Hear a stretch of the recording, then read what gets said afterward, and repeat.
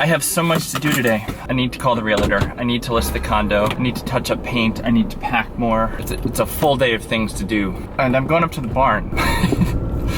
You may ask why. I don't know. Because one of my friends asked me to come up and watch her lesson because I just feel unsettled and I feel better at the barn. That too. Larry loves attention.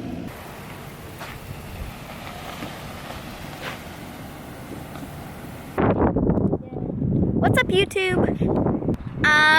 So today we just flew the drone and I've stolen Ken's camera. Well, hi, I am just about to leave the barn and head home. It was fun. It was just kind of a nutty day of hanging out with people, and we flew the drone a little and talked, and it was just nice to be here for a bit. It's about 1:15 now. I need to go home and look at some places and talk to the realtor and talk to my attorney and do all the not fun things that I have to do. I guess I had my dessert first again and got to be with people I like. I guess I need to just face reality now and do the work.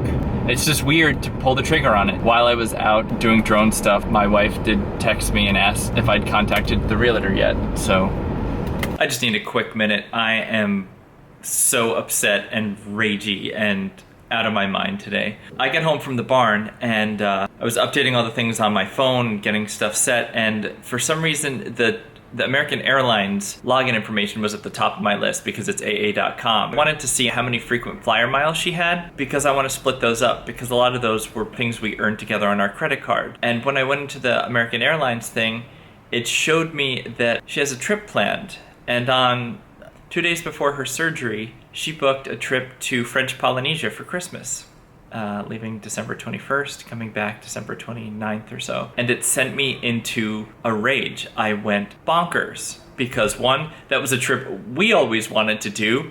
Two, it means she's abandoning her family for Christmas because it's not going well. And three, at mediation, she was claiming she doesn't have money, blah, blah, blah. And then when we talked in the car afterwards, she was telling me, we're gonna have to make life changes, we're not gonna be able to travel, I need to save money if I'm gonna have a family and kids and babies. And then 2 days later, she booked a trip to French Polynesia. I'm really fucking tired of getting played and tired of feeling like I lose all of the time. Every step of the way in this breakup, she's been in control and she has managed everything. And you know, if it was flipped, if it was the opposite way, she would have gone ragey, insane, out of control. And I've tried to be decent the whole time. And in my being decent, I just keep getting fucking played by her and manipulated. The day after she booked that trip to French Polynesia, she wrote me the email that was like, I'll always love you, and you know, I'm so sorry, I'll never forgive myself for the way I hurt you, and this and that. And it's like, it's bullshit. She was playing me. She's just telling me what she wants me to hear, so I'll be soft and maybe take her deal. It's all a lie. None of it's real. I don't believe her anymore. The problem is I get angry and I need to do things. I can't just sit with anger. I can't just sit here and fume. I don't know how people do that. I want to do something because I have all this adrenaline and energy and I don't know what to do with it, and it sucks.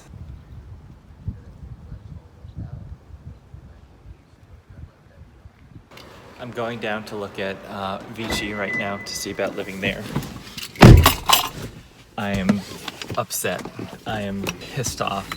I feel so played and manipulated by the person that I've loved for so long. I'm beside myself.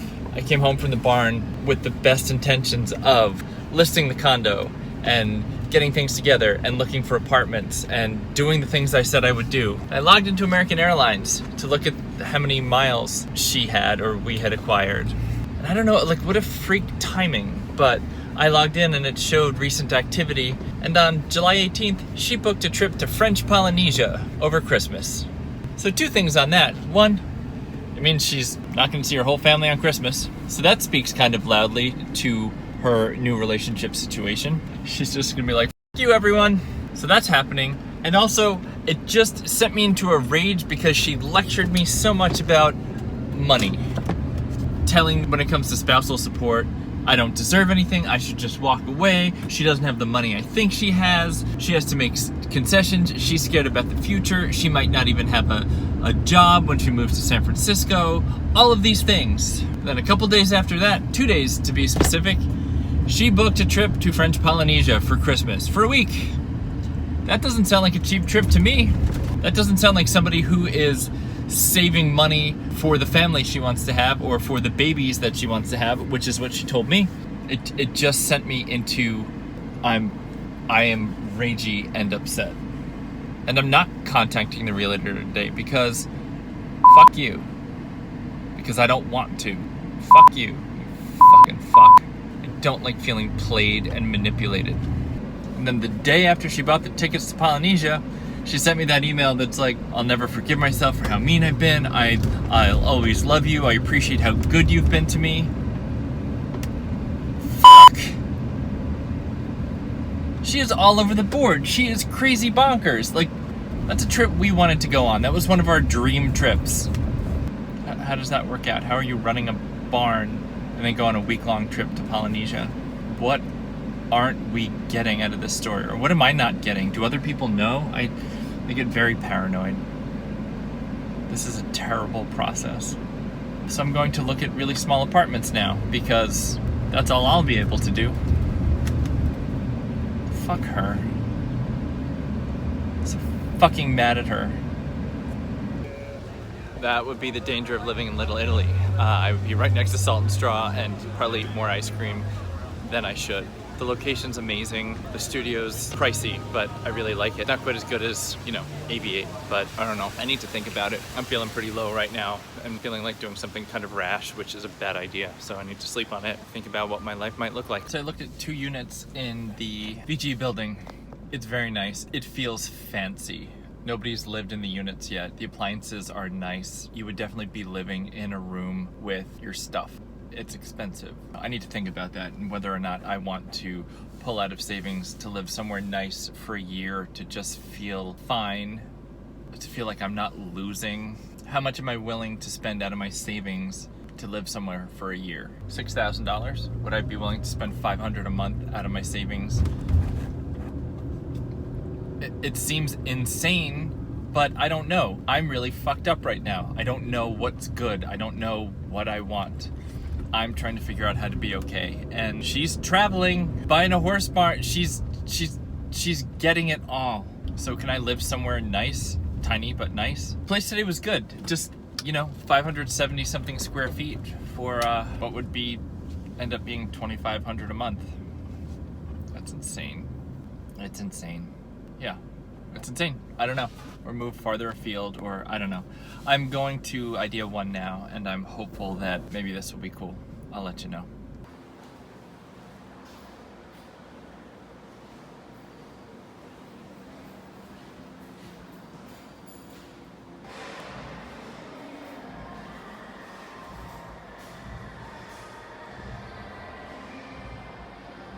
Good evening. It has been an eventful afternoon. I looked 2 different apartments. First one, very nice, very expensive. The second one was really cool, and the price range is one that I could afford. So I think I have a sense of where I'm probably gonna live. Yeah, the place I looked at was funky. It's definitely a studio. It's definitely open to everything, but it's not like the space is badly used. I can see room in there where I could add things like a desk or an entry table. I think I could be okay there. The neighborhood's a little bit rough, but I think I can deal with that. I might take Winnie for a walk around down there just to see how it would be to live over that way. The one unit I looked at would have a view of the courtyard. Like, it doesn't have a balcony, so it would just have a view of the courtyard within the building. And that would be a change, to live in a place that doesn't have a view. That'll be different, more humble, but affordable. And the other unit has a view north, and I could actually see my running partner's house. It would all be fine. I could definitely be fine there. While I would like to live in the funkier building, I don't think $500 extra a month for a funky building makes sense.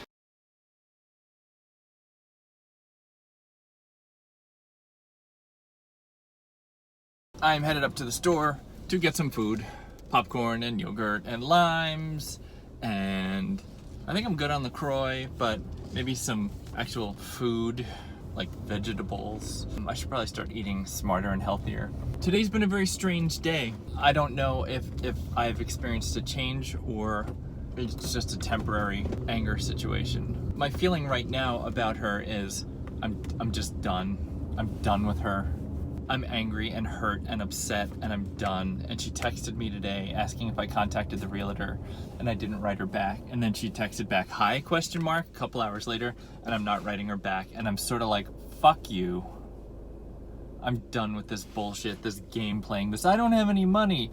Clearly you do, because clearly you came up with money to go to fucking Tahiti or French Polynesia or wherever the hell you're going for Christmas. And I'm done being nice and I'm done being soft. The hell with it. What's the use in being the good guy anymore? Because I keep getting pooped on. You know, she just keeps treating me badly. I can't trust her sincerity. It all just feels like bullshit at this point. Emails telling me that she loves me. Like, I had an interesting phone call with him and I told her about Christmas and I was like, hey, did she tell you that? I was like, no. So we talked about that and I made the comment out of frustration that I feel like she just keeps winning. Every step of this process she's winning. And I was like, no. Like you're looking at it wrong. Nowhere here is she winning. She's alienated, she's desperate, she's alone, she's without her friends, she's without her family. She doesn't feel supported. You know, she doesn't know if the job's gonna work out. And that's all true. It is all weird. But here's the thing. She's away from family. She's away from friends. She lives up north. She's gonna be in an Airbnb for the next month because his house sold. She's off her feet recovering from surgery. Her job's up in the air. This barn thing is up in the air. So there's a whole lot of chaos and a whole lot of crazy and things to be unsure of. Okay? But at no point in that has she ever deviated from her path. Like, she's on her path. She is doing it. His response was, she just keeps digging the hole deeper. She said, you know, trust me as somebody who has life experience and nothing good can come from this. And I have to trust that she's right, but it sucks to be on the receiving end of all this. To have it framed that way, it's true, she's not in a good way. But I think the way I frame it, which is in contrast to me, she is still kind of winning a bit. And I think what to me would be winning is having a relationship, having someone. Because with me, having someone makes things possible. I'm glad I went out today to look for places. I have a little bit more of a sense of self, a sense of where I could live and how I could live. I could move immediately. I have enough money to move into the place I looked at today. Oh, the sunset is beautiful. No, I could move at any time. That's kind of cool. I don't know if I should just go for it. The place is pretty good. Sort of a hedging and bets thing. I can't really move until my house is sold. I shouldn't move. What's the point in spending the money? I don't know. It's weird and it's scary, but it's exciting. Like, the price is good. The place is new. Nobody's lived in the place I'd move into, which is something I kind of wanted before. It's like a place that's been built for me. It's not exactly the case, but it kind of feels like that. No one's lived there before. There's no patched holes on the wall. Nothing's been repaired. It's all new. And I like that. It's not the sad box that some other divorcee has lived in. Community seems young. Maybe it's the right thing to do. Anyway, I'm gonna go. Bye.